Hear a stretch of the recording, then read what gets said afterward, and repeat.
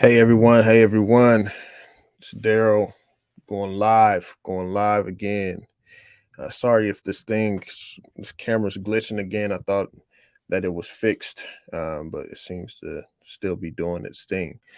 Welcome to the Money Level Show. This is your first time here. Here we think, act, and prosper, and we change financial trajectories and build legacies. And so I want to thank you for being here today. Uh, Today, I'm not as exuberant and excited today because this topic that I have to talk about it's been hitting me hard, very recently, and something that I've thought about for a while as well because I've had many people that I've known have passed away to many different circumstances. Yeah, I mean, I think it's just a reality of numbers, because I am a music artist. I've met a lot of people, I know a lot of people, and this just the rate of how many people have been passing away around me has been very high. I mean, just in the last 3 months, I had probably, I think, about four people that I've known closely at one point or whatnot pass away. This topic is very sensitive and it's but it needs to be said. It's truth and it needs to be said. It needs to be talked about. This morning I got news that my uncle passed away, and this was very it hit me. Really hit me. Last couple weeks ago I had a kid that he's not a kid anymore, but that I worked with throughout the schools. He had passed away as well, left his wife and four kids, and then I had another friend allegedly overdose and die recently, and so yeah, it's been hitting me one after another. Just people that I've known throughout life. That I've had many different experiences with. Leaving the earth, and so yeah, so that's just what's been happening. And to be honest, like, this is an honest discussion that needs to happen with many people. I mean, because oftentimes I do see the GoFundMe's pop up when people pass away, and it leads me to think that many Americans don't have life insurance policies, and this is very important because, I mean, I have life insurance policy. It's on my wife, on my kids.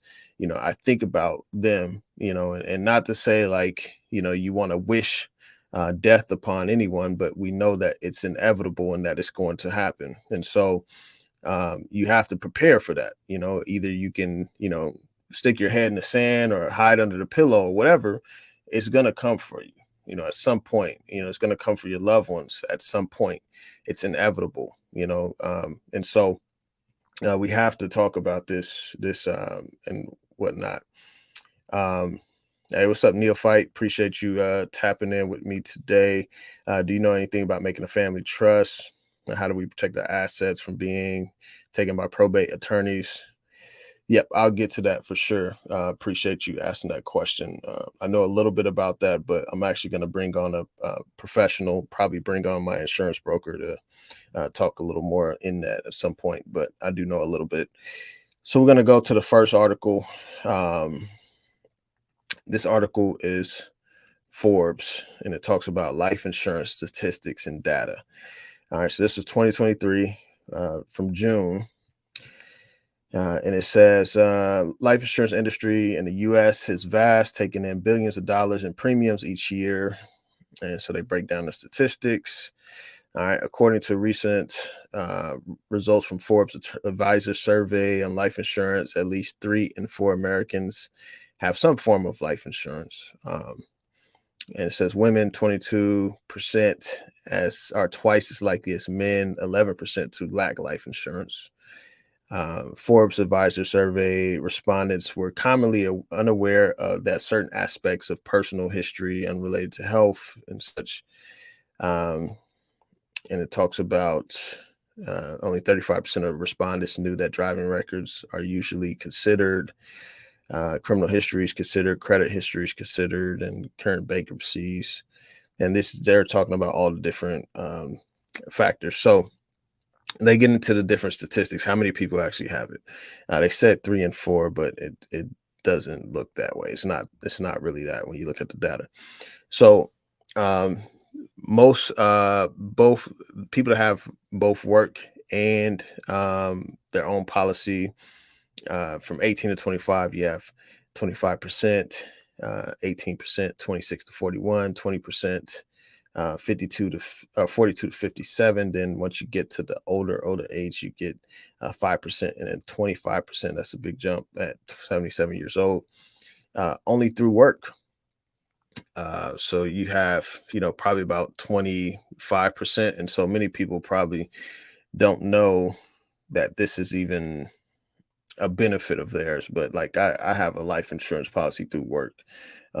Right. And so, and that's not something I'm necessarily relying on. I mean, they have different contingencies and such for work policies, but, and then you get to the individual. So the individual, this are like people that actually go meet with the broker and sign up for a policy that fits their needs.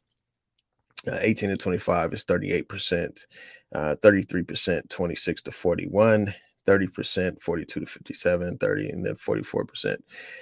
People that answer no, I mean, 18 to 25%, 9%, 10% said no, um, and 26 to 41 said 13% and such. And then you had people that prefer not to say. So some of these people may either not have one, or they may not want to get killed for theirs. Like that's a sad joke. Let me stop.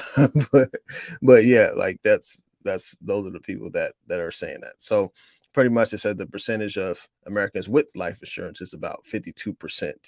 And this includes the workplace and individual life insurance.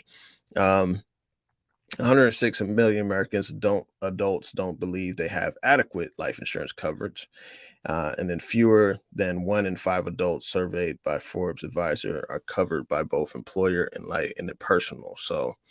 Um, so yeah, so I mean, only 20% have the personal plus the employer, which I would be in at 20%. Um, and so this is a big issue, because many people don't think about this. They don't think about the inevitable. They don't really plan for the inevitable.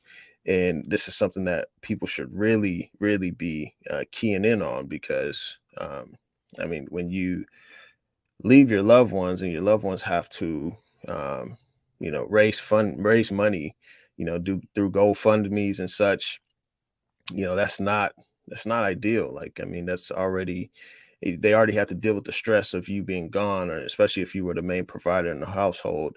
And then now they have to deal with the stress of, like, asking for money, and the shame that may come with that, or embarrassment that may come with that, just depending on the person's personality and upbringing and such. And so, um, people have to be prepared for this. Like, this is something that's a reality. Like, and I'm sharing this with you after just getting news that my uncle died. Rest in peace, Uncle Junior. And I don't know the causes of his death. I don't know if he had life insurance or not, but I know that whenever these things happen, I see the GoFundMe's all the time. Like, because I've had multiple people. I mean, I just shared like 3 to 4 people in the last 3 months that had this happen to them. And um, so it's very important that people need to really take heed to, and really consider. I mean, it doesn't cost much. I mean, if you're going to do a whole life insurance policy, I mean, what, it's 50 to $100 a month or something like that. Like, people can afford that, and some people may argue not. You may need to cut some sacrifices, on eating out or whatever. Like, but we can make it work. I mean, we live in one of the I'll say wealthiest nations, even though we're the most debtor nation, but we live in one of the most wealthiest nations. And so, nearly 1 in 5, 17%, American adults surveyed have neither employee base or individual. So 20% don't have either. And then the percentage of adults without life insurance varies considerably by demographic. 22% of American women surveyed lack life insurance policies. compared to only 11% of American men, and then 64% aged 58 and older lacked life insurance. And so and I think this is because like a lot of the premiums increase when you get older, especially if you're, I think if you're on a term policy. I'm not a I'm not a expert in this, I just, get the information that I get. And so I'm going to be doing more research on this as well. So let's see. Ownership, men versus women. Um, I mean, pretty much both work and own, 16%, 18% male, only through work, 33% male, 19% female, and then own individual policy. So, they kind of go through some stats on here. So it's pretty good.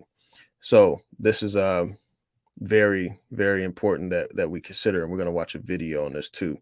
And I also want to look at, this is another thing. So like when people pass away, um, oftentimes, like I know for my things that I've experienced just with friends or stories I've heard, or um, family members and such, like people go after the assets, right? They're like, hey, you know, my close one passed, da da da. They immediately go after what has monetary value, and for me personally, I just feel like, okay, is this the most important thing at this time, right? And I feel like it's sad that people do that. I mean, I remember a friend of mine, his dad passed away, and he went to um his memorial service, him and his sister, and the family cleaned out the house. Everything was gone. I think they left them some pictures or something like that, but everything was gone. And we were talking about that, and I was just like, wow, like, y'all are his like biological kids, and like the family just came and took everything. I mean, recently, I heard someone passing away, and also, yeah, I had my uncle today, and then I had my aunt, who was my great aunt, I think, my great aunt, and that was like a few weeks ago. But anyways, another person passed away, and they went directly to try to sell the house. So like, people aren't prepared uh, for when they leave this earth, how they are going to structure their assets and such. And this is what Neophyte on YouTube is commenting. Um, how do we protect our assets, etc., from being taken by probate attorneys?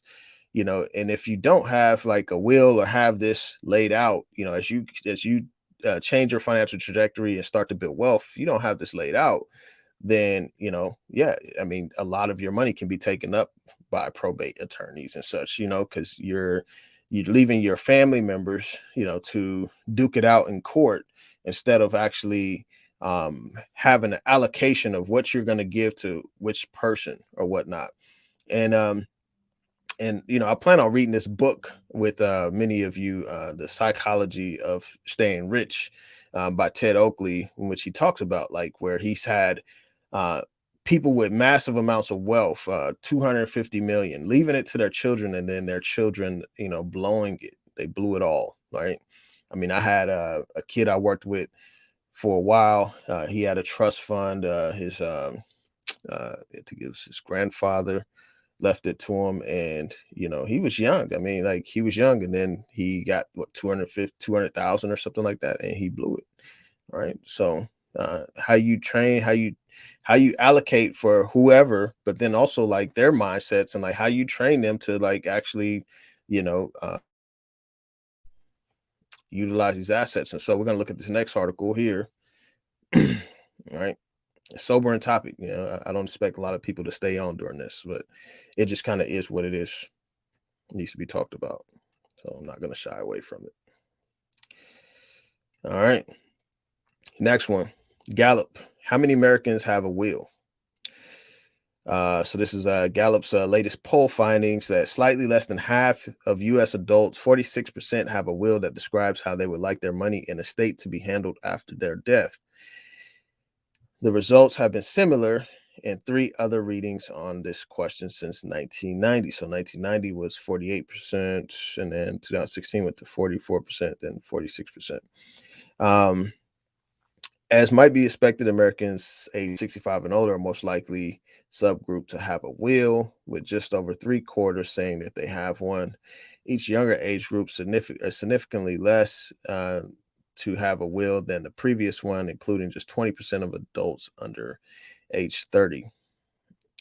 So it just shows like how often do we think about this, right? I mean, obviously, if you're under 30, like you're living your life, you're young or whatnot. But I can name I probably had at least four people I known under 30 in the last year pass away. So you know, yeah, it's possible, right? I mean, it's highly possible. Yeah, thinking of other people now, so um, there's also large differences by education and race, with greater proportions of college graduates and white Americans than college non-graduates and non-white Americans saying they have a will. So let's get to the statistics. So age 65 and up, 76% say they have a will.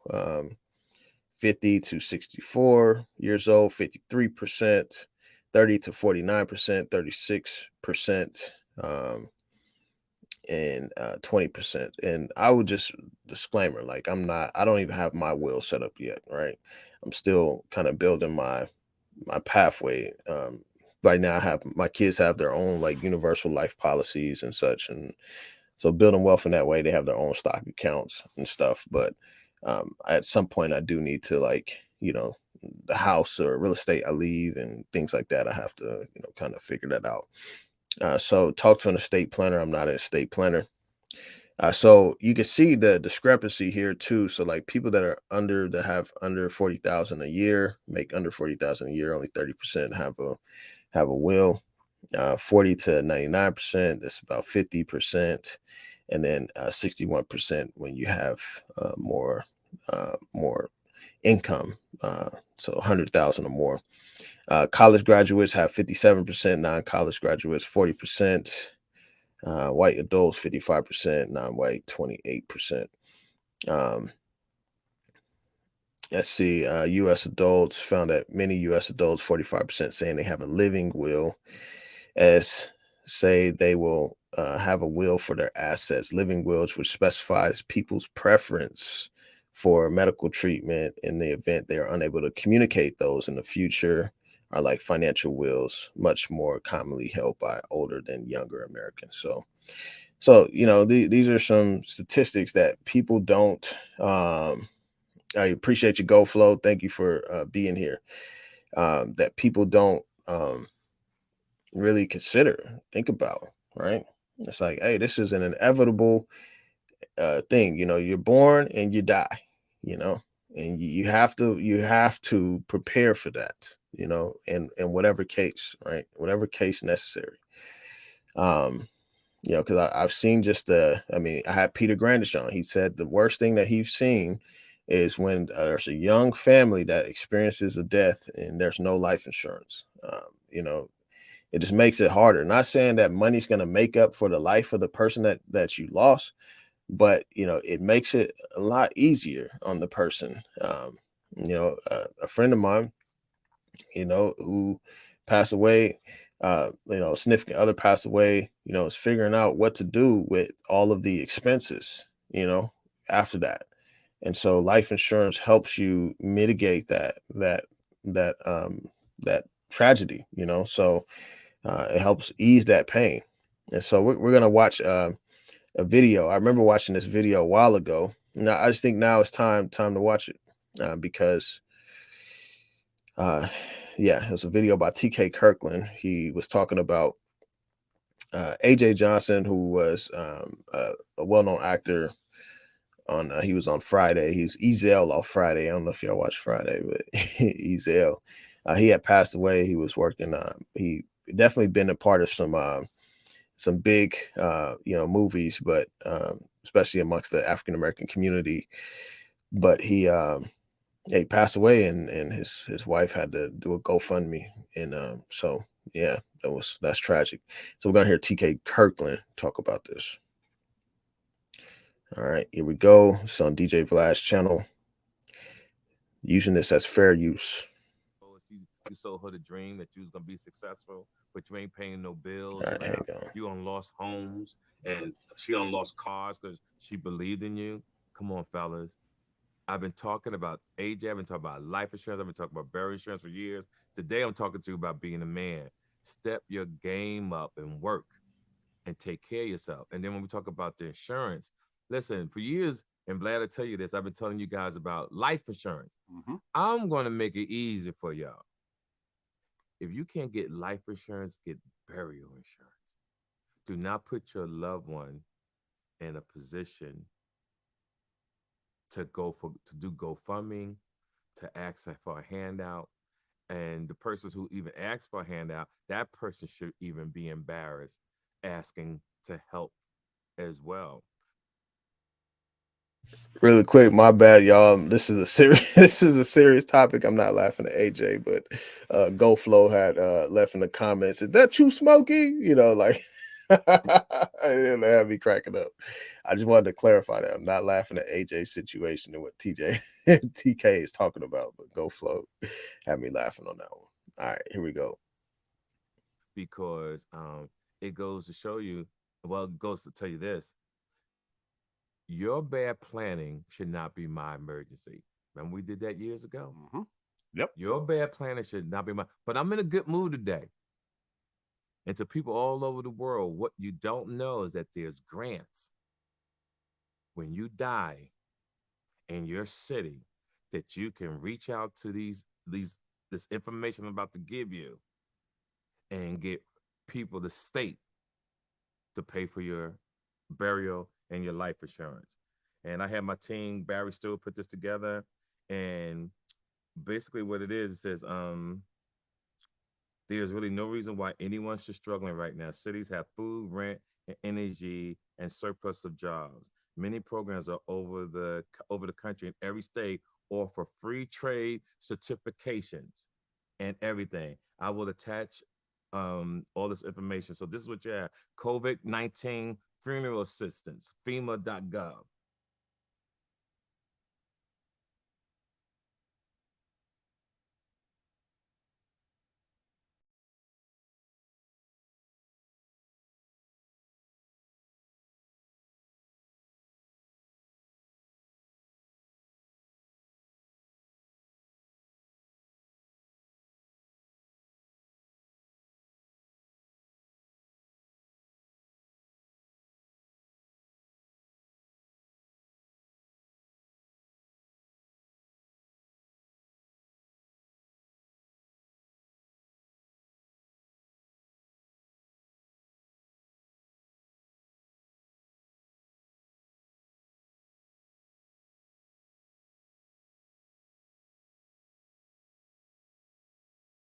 Thanks, man. I was going in. I was on mute. Wow. Okay. New feature I'm trying out. When I share videos, I want to make sure I'm on mute so there's no feedback or anything. But yeah, Neophyte, yeah, that was crazy. He got paid gas money for filming Friday, and he was part of Players Club. I got the hookup with Master P, many other movies. He was on, I think he was, who else was he on? No, that wasn't him. He wasn't on that movie.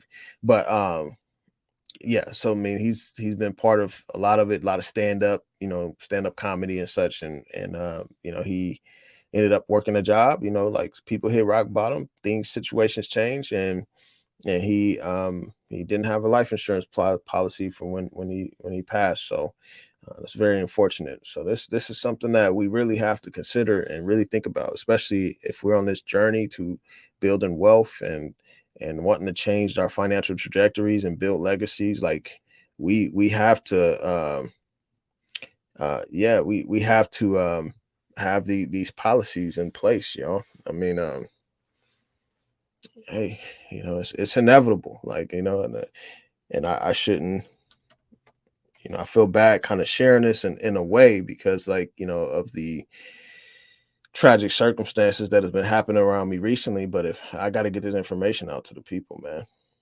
you know, um, the people need to hear this. So I'm just gonna jump over to Facebook real quick, see if anyone's commenting. Let's see, we had Okay, my sister, she liked it. Um, my guy Patrick still shared it.